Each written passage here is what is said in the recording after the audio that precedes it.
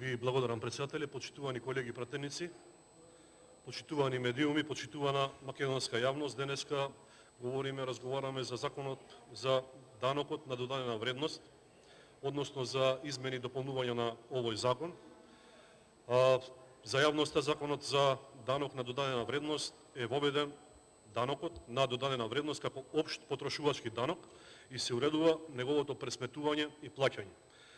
Со овој закон се определува предметот на одоначување, даночната основа, даночните ослободувања, даночните стапки, времето на настанување на даночниот долг, даночниот должник и така натаму. Според постојните одредби во законот за данокот на додадена вредност, прометот и увозот на електрична енергија е предмет на одоначување според општа даночна стапка од 18%, а со цел да се овозможи пониска цена на граѓаните и намалување на нивните трошоци, се предлага намалување на стапката од 18 на 5% за промет и увоз на електрична енергија за домаќинствата за период од денот на влегување во сила на овој закон до 30 јуни 2022 година, како и одоначување со даночна стапка од 10% за промет и увоз на електрична енергија за домаќинствата за период од 1 јули 2022 година до 30 јуни 2023 година. Поедноставено се предлага намалување на данокот на додадена вредност од 18% на 5%, но тоа да биде период до јуни 2022 година, кога ќе поскапа електричната енергија за 10%, за да во 2023 година на непознатата цена на електрична енергија, која според се ќе биде многу поскапа, да се плаќаат дополнителни 18% данок на додадена вредност. Според мене, овој потек на власта и поднесувањето на овој закон представува вистинско лицемерие и има за цел да ја сокрие вистината дека нема пари за стопанството кое едва и преживува. Само за една година пријавени се нови 10.000 семејства кои што станале корисници на социјална помош. Бројот на невработени се зголемил за 50.000 луѓе за една година.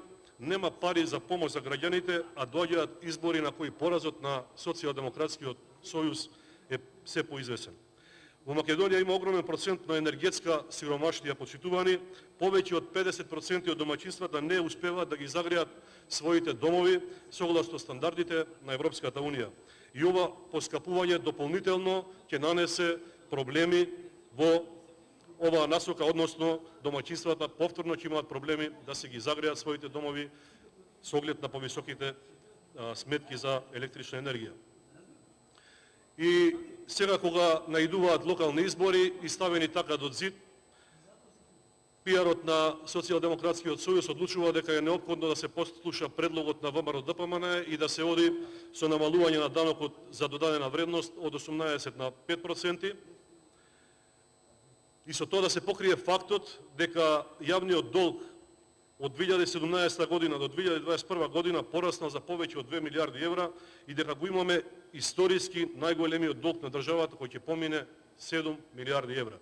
И кога ќе се земат во предвид сите макроекономски показатели, владата на Заев не донесе на дното. На дното сме по економија и по странски директни инвестиции. Нема пари за помош на невработените, нема пари за естрадните уметници, нема пари за субвенции за земјоделците кои секојдневно најавуваат протести, и згора на тоа втор пат поред регулаторна комисија која што е водена од активистот на Социјалдемократскиот сојуз повторно ја покачува цената на електричната енергија за 12,7%. И тоа сега во летните месеци кога домаќинствата трошат најмногу електрична енергија поради екстремно високите температури и повторно добиваат силен удар врз плиткиот джеп од страна на Социјалдемократскиот сојуз и на ДУИ. И како да не беа доволни претходно покачените 7,4% на цената на електрична енергија од ланската година. Тие 7,4% едно просечно македонско семејство го чинеа една сметка за електрична енергија плюс на годишно ниво, но и покачување на сумата која е потребна за потрошувачка кошничка. И наместо да се скратат непродуктивните трошоци, криминалните тендери, наместо да се крати од партиските вработувања, грабежот на народни пари продолжува, и тоа со покачување на цената на електричната енергија за 12,7%. И заедно може човек на вистина да ве честита, а тоа е за фабриката на лажни вести која што ја продуцира Социјалдемократскиот сојуз, која ова покачување се обиде да го представи како намалување на цената на електрична енергија, но и тоа повеќе не поминува и фактурата за лагите ќе испорача народот на изборите кои што доаѓаат во октомври. И веќе на сите ни е јасна играта, буџетот не може да го издржи грабежот кој што се случува насекаде, а во случајот работењето со загуби на енергетските компании. АД Елем со повеќе од 16,8 милиони евра и на АД Мепсо со 6,8 милиони евра, односно вкупна загуба од над 20 милиони евра.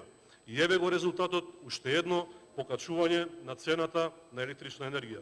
Токму затоа, со Законот за изменување и дополнување на Законот за данокот на додадена вредност, поднесовме два амандмани кои што се во насока на заштита на граѓаните од ценовен шок, со тоа што ДДВ-то за електричната енергија ќе остане 5% и данокот од 5% да важи за правните лица, односно за компаниите.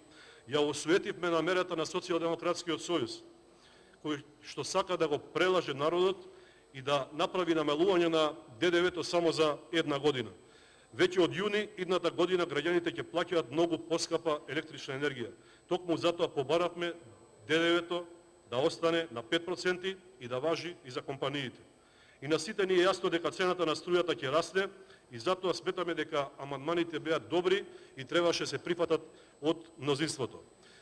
Поминува веќе четвртата година од како Социјалдемократскиот сојуз е на власт и нема ниту 600 евра плата, нема ниту 1000 километри автопатишта, нема ниту странски инвестиции, го нема ниту Facebook, ниту Volkswagen, има само нови давачки, нови покачувања на цената на горивата. Предвидувате нова еколошка такса, нов арач од 3,5 денари. Токму со оваа еколошка такса, односно со зголемувањето на цената на горивата за околу 4 денари, ќе испумпате 3 милиарди и 300.000 денари пари од граѓаните. Ова е изјава на премиерот Зоран Заев. Еколошката такса од околу 4 денари на нафтата, според Зоран Заев, била со порака народот да се откаже од нафтата и нафтените деривати и помало нивно користење за да премине на користење на зелена енергија, односно да се движи народот повеќе со велосипеди и со тротинети.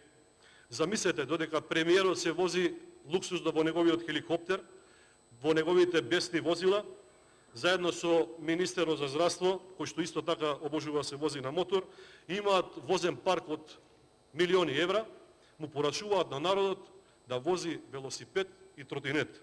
Ете, тоа е реалноста во која живее денеска македонецот. Па господа на власт, ако се продолжи со овие поскапувања, со поскапувањето на цената на електричната енергија, со введувањето на новите араши кои што ги предвидува Социјалдемократскиот сојуз, ако се зголеми, ако продолжи тенденцијата на зголемување на цените на маслото за јадење, млекото, брашното и дополнително, верувајте дека народот ќе треба да ги продаде и велосипедите за да преживее. И на сите им е јасно, и на Заев, и на вице-премиерот Битич, и на Бесими, дека народот нема повеќе да го толерира овој грабеж и дека им се подготвуваат протести кои ќе соберат сета, кои ќе соберат оваа ненародна и корумпирана власт, па така ставени до зид мора да го послушаат советот на ВМРО-ДПМН и да го намалат ДДВ-то. Како и да е, овој закон представува една маневра кој што е во насока да се сокрие неспособноста на власта и на Зоран Заев и да се намали револтот кај народот кој ќе го казни режимот на Заев во октомври. И може би се би било подруго доколку енергетските компании како Елем и Мепсо работат домачински и не ги трошат милионите во договори во 4 очи. Јавноста е добро информирана за погрешните одлуки на раководството на Елем, за матните тендери за ископ на јаглен, со кои милионски суми се слеваат во партиски джебови, за партиските вработувања и за намерното уништување на најголемите енергетски компании. И не е вистина на крајот дека граѓаните ќе плаќаат поевтина електрична енергија. Ќе плаќаат повисоки сметки и поскапо, но и ќе се зголемат и цените на основните намирници. Само пиарот на Заев ова може да го представи како едно намалување. И не смееме да заборавиме дека неспособноста на власта и на премиерот Зоран Заев, граѓаните на Република Македонија ја платија со нивните животи.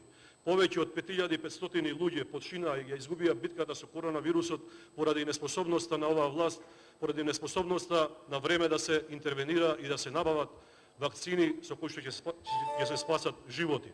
Дури и Државниот завод за ревизија утврди дека има огромни неправилности, тендери во 4 очи договори. Замислете, додека народот патеше по болниците, додека народот бараше вакцина повеќе, Благодарам. макни тендери и договори од кои што профитирале Здравко високи функционери Трајанов, на Здравко Трајанов има збор.